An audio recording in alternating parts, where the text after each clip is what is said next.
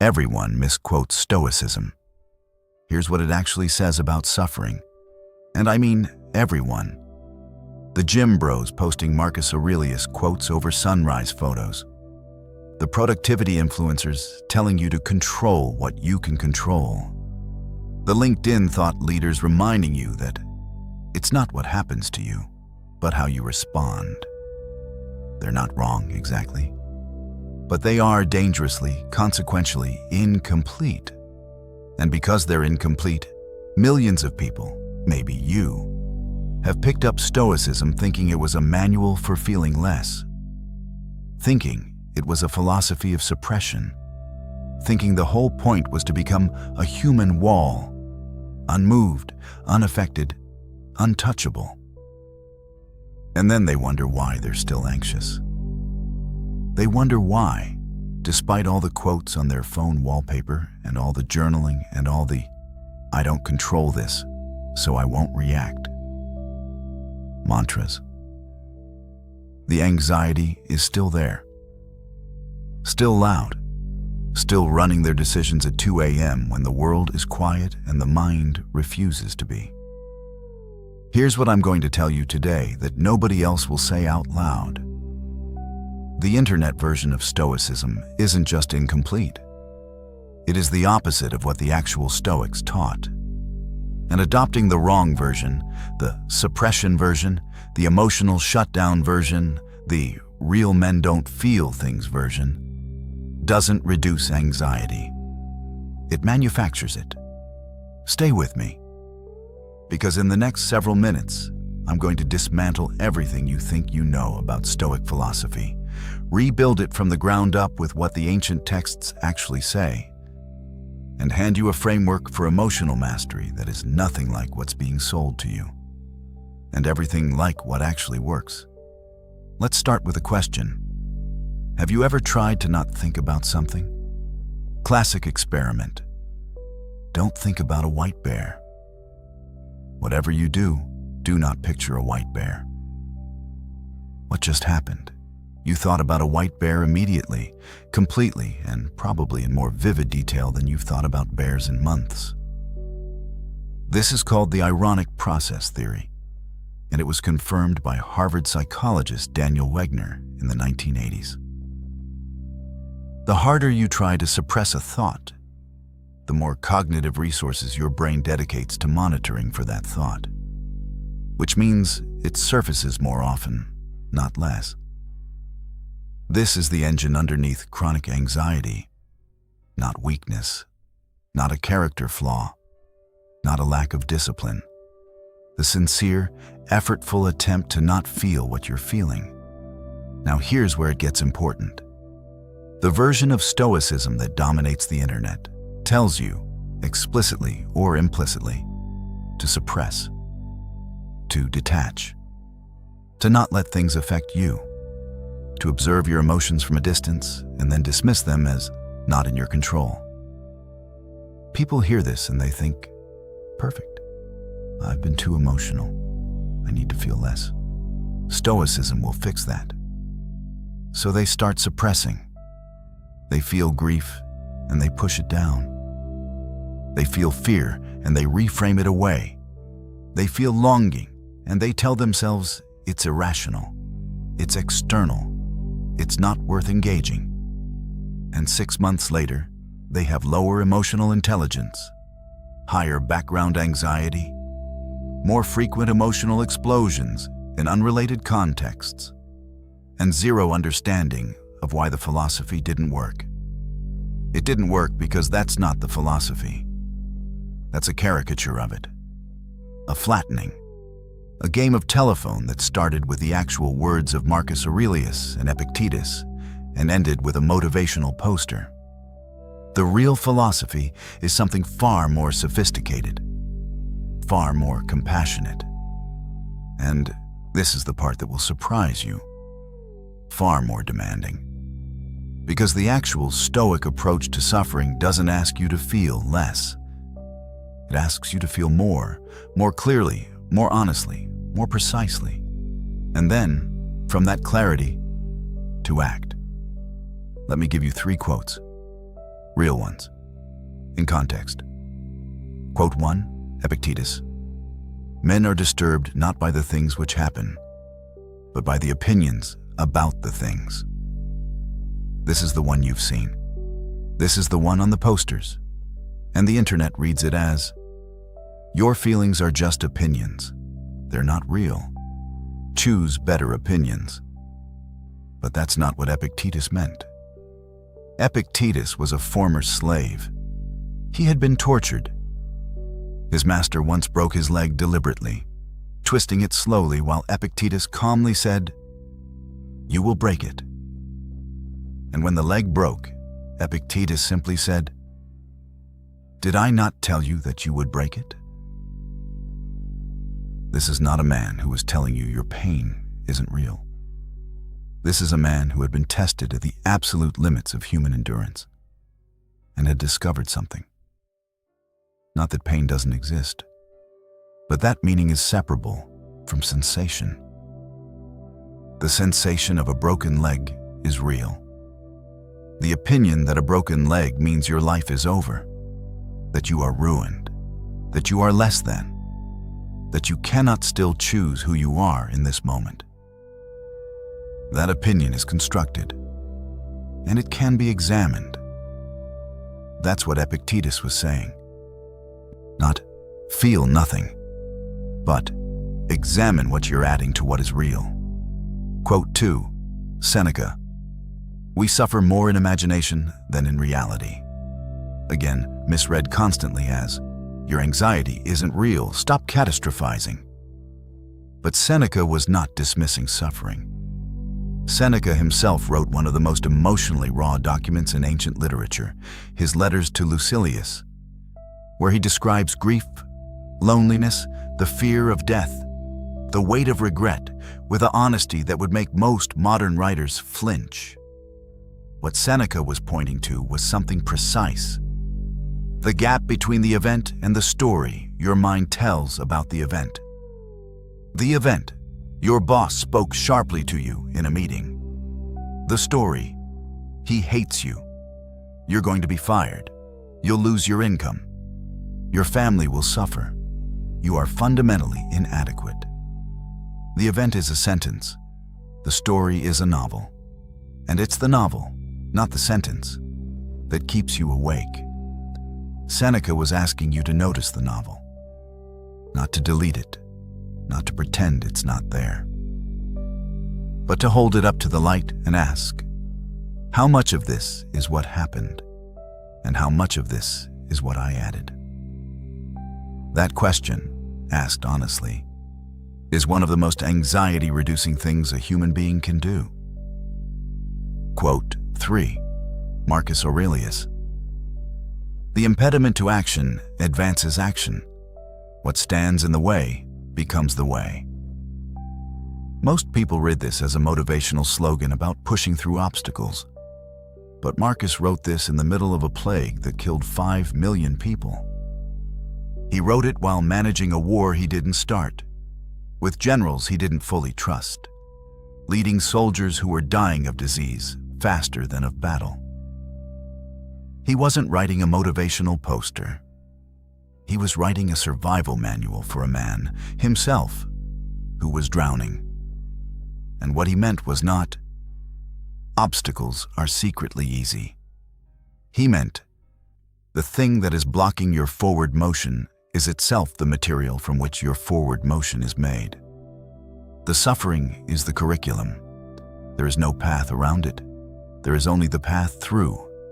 And that path, walked with full awareness and full presence, transforms the traveler. That is not suppression.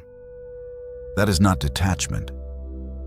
That is the most intimate, unflinching engagement with reality imaginable. Now I want to give you the actual Stoic technology for working with anxiety. Not the Instagram version, the real one. It has 4 components, and every one of them will probably surprise you.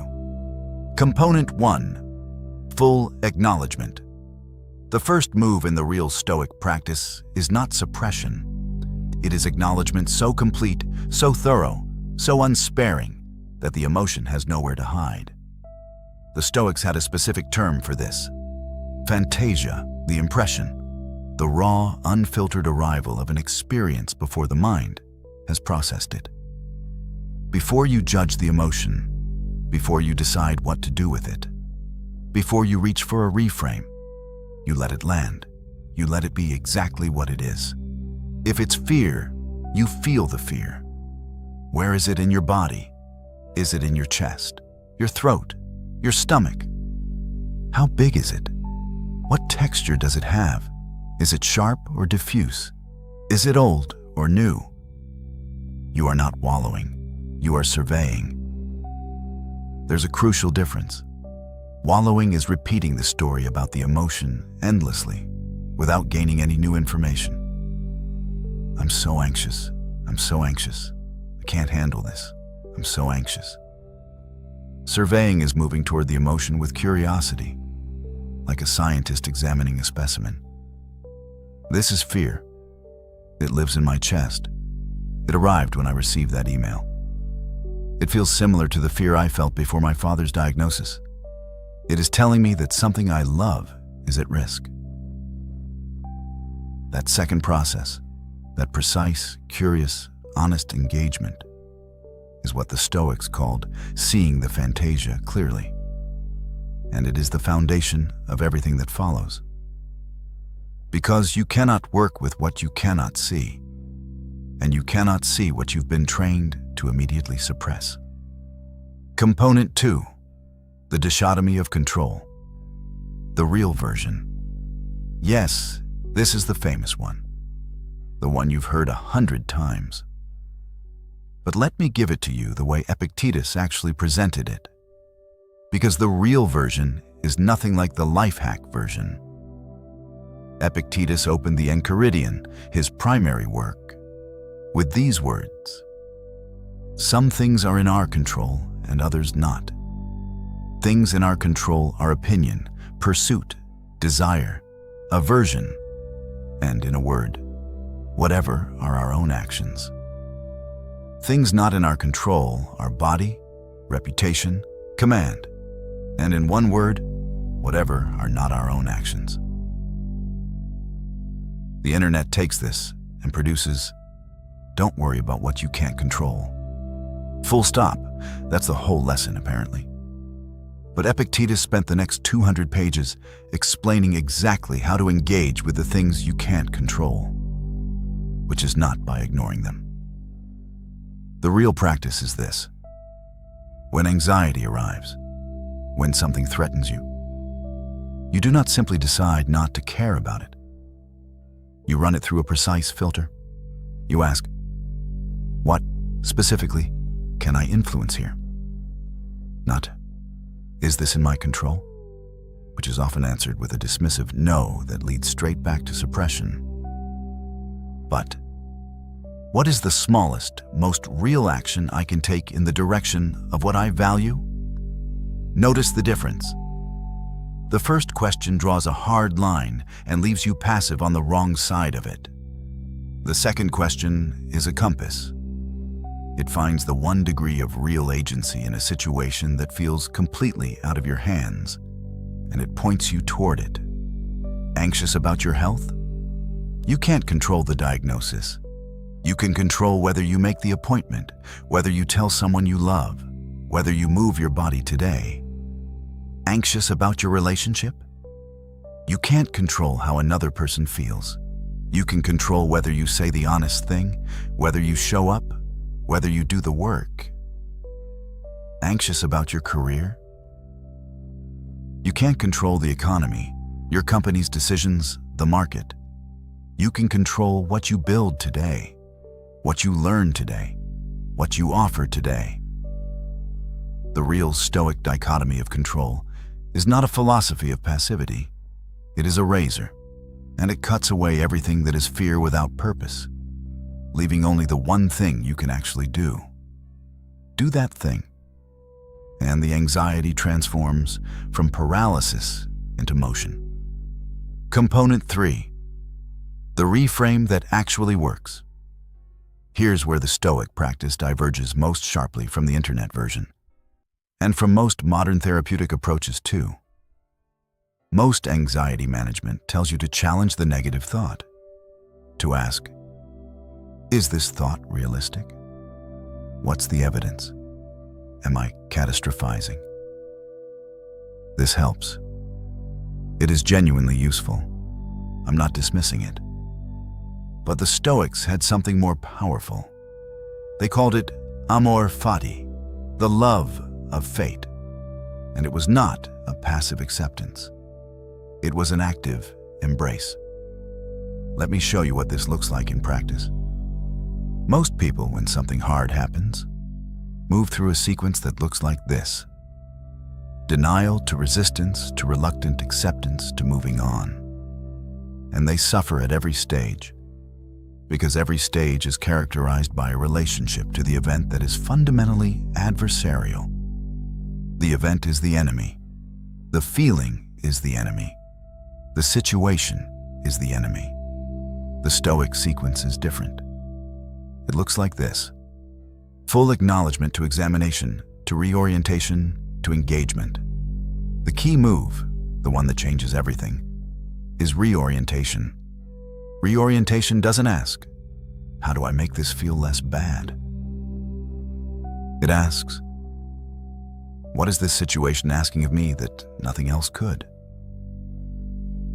That question is revolutionary, because it assumes, without sentimentality, without toxic positivity, that the difficult thing contains something irreplaceable.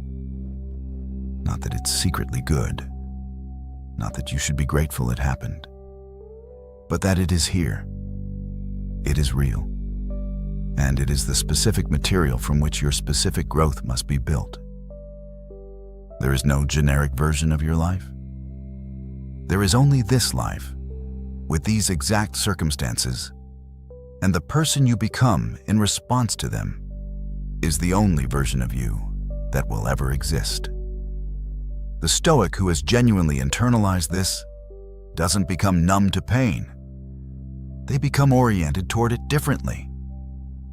The energy that was spent fighting the reality of the situation gets redirected into engagement with it.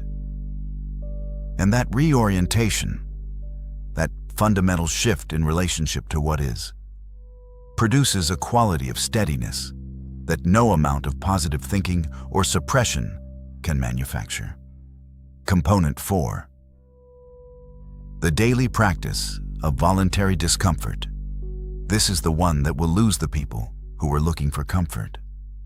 The Stoics were not just philosophers, they were practitioners. And their practice included something that sounds, at first, almost perverse. They deliberately made themselves uncomfortable, regularly, on purpose. Seneca slept on the floor occasionally. He wore simple clothing even when he could afford the finest in Rome. He fasted not because he had to, but because he wanted to know, really know, not just intellectually, that he could survive discomfort. He called this melite, practice, training. And here's the psychological logic underneath it, which is as valid today as it was 2,000 years ago. Anxiety, at its core, is a prediction. It is your nervous system forecasting a future difficulty and responding to the forecast as though it were already happening. The thing that makes the prediction terrifying is the uncertainty. What if I can't handle it? What if it breaks me? What if I'm not enough? Voluntary discomfort answers those questions empirically, not with affirmations, not with therapy, though therapy is useful, with evidence. Every time you do the hard thing deliberately, every time you stay in the cold shower 30 seconds longer than you want to, every time you skip the easy comfort and sit with the discomfort instead, every time you have the conversation you've been avoiding, you are filing a data point. I encountered discomfort. I did not break. I am still here. Over time, over hundreds and thousands of these data points, your brain's prediction about what you can handle begins to update. not theoretically, not philosophically. In the visceral, bodily, cellular way that actually rewires fear. This is the Stoic answer to anxiety that nobody is selling you, because it's not comfortable to hear and it's not easy to do. Your anxiety is not a problem to be solved by thinking better thoughts. It is a gap between what you believe about your capacity and what your evidence says your capacity actually is. The only way to close that gap is to go get evidence. Deliberately, repeatedly, without waiting to feel ready. I want to zoom out for a moment. We are living in what many researchers are now calling the age of anxiety. Not as a metaphor, as a clinical reality. Rates of anxiety disorders in the developed world have been climbing for decades. They accelerated sharply through the 2010s. They spiked dramatically in the early 2020s, and they have not recovered. Among adults under 35, anxiety is now the single most common mental health condition, more prevalent than depression, more prevalent than any other diagnosis. And here is what I think is one of the most under-examined reasons why. We live in a culture that is philosophically bankrupt when it comes to suffering. We have built an entire civilization around the avoidance of discomfort. Every product is designed to remove friction. Every algorithm is designed to give you what you already like. Every experience is curated, filtered, softened, and optimized to minimize the chance that you will feel something difficult. And in doing so, we have produced a generation and a culture that has lost the basic human skill of tolerating reality. Not extreme suffering, not trauma, just ordinary, unavoidable, inherently part of being alive difficulty. The kind of difficulty that every prior generation of human beings considered simply the texture of existence. The Stoics didn't develop their philosophy in a vacuum. They developed it in a world where life was genuinely, viscerally hard. Plague was real, war was real, slavery was real, loss was constant and close. Death was not hidden away in hospitals. It was in the street, in the family, in the face of every person you loved. And from that crucible, they extracted a technology for remaining human, remaining functional, remaining free, psychologically free, in the face of all of it. We don't face those same conditions. But the human nervous system doesn't know that. It evolved for hardship, and it has been placed in a padded room. And the result of a nervous system optimized for difficulty, living inside a culture that pathologizes discomfort, is chronic, low-level background anxiety that nothing seems to touch. Stoicism, real Stoicism, is the antidote. Not because it makes life easier, because it makes you harder in the best possible sense. More capable, more honest, more present, more free. Let me give you 3 concrete shifts you can make starting today. These are not 10-step systems.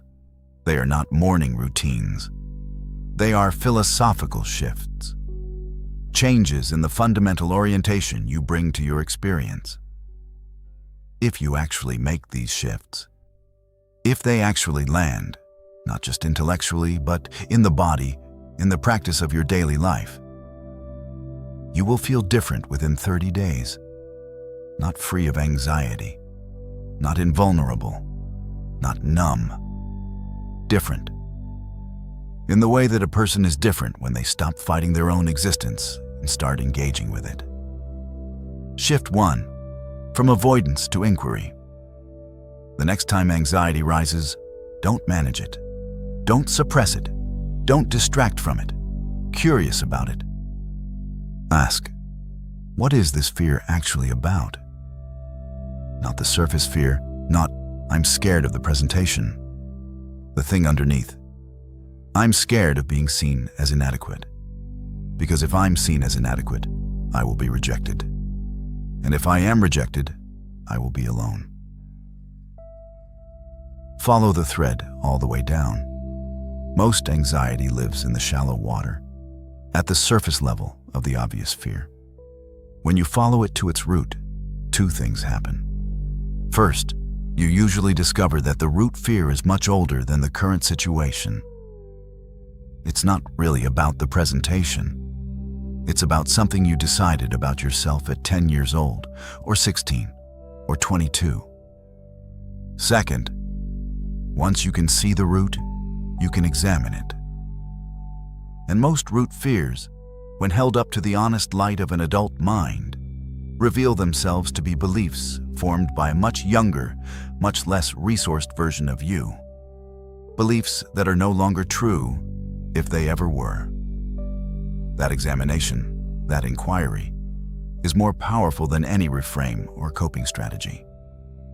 Because you're not managing the symptom, you're interrogating the source. Shift 2. From "this shouldn't be happening" to "this is what is." This shift is deceptively simple and almost impossibly difficult. Notice how often your suffering is not caused by the thing itself, but by the argument you're having with the fact that it's happening. The relationship ended. That's real. That causes real pain. But the suffering that keeps you awake for months is often not the grief of loss. It's the war with the reality that it happened at all. It shouldn't have ended. It should have been different. I should have done something different. This isn't fair. The Stoics called this resistance pro-soc, a kind of anxious clinging to how things should be, in defiance of how they are.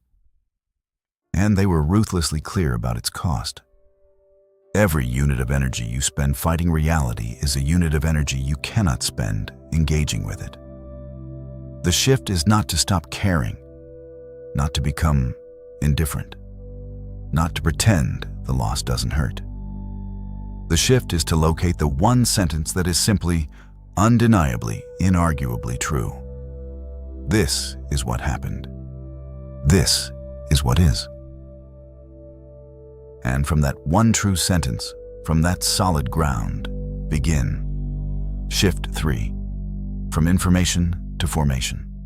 This one is for the person who has read every Stoic book, watched every video, consumed every quote, and still can't understand why their anxiety hasn't shifted. Here's the hard answer. Reading about the philosophy is not the same as practicing it. The Stoics were not academics. They were athletes of the mind, and they trained with the same regularity, the same discipline, the same understanding that you cannot get fit by reading about the gym. Formation, not information.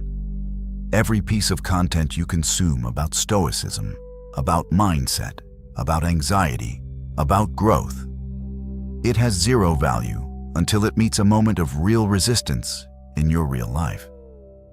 The philosophy only becomes yours in the moment when you're triggered and you pause. In the moment when the old reaction rises and you choose the examined response instead. In the moment when you are afraid and you move anyway. Those moments are not dramatic. They don't look like transformation from the outside. They look like an ordinary person having an ordinary day, making a slightly better choice than they made yesterday. But inside, that moment is everything. That moment is the whole philosophy lived. Stop collecting the information. Start risking the formation. Here's what I want you to carry out of this video. Stoicism survived 2,000 years, not because it made people feel good. It survived because it made people free. Free in the way that only comes when you stop running from your own experience and start meeting it directly.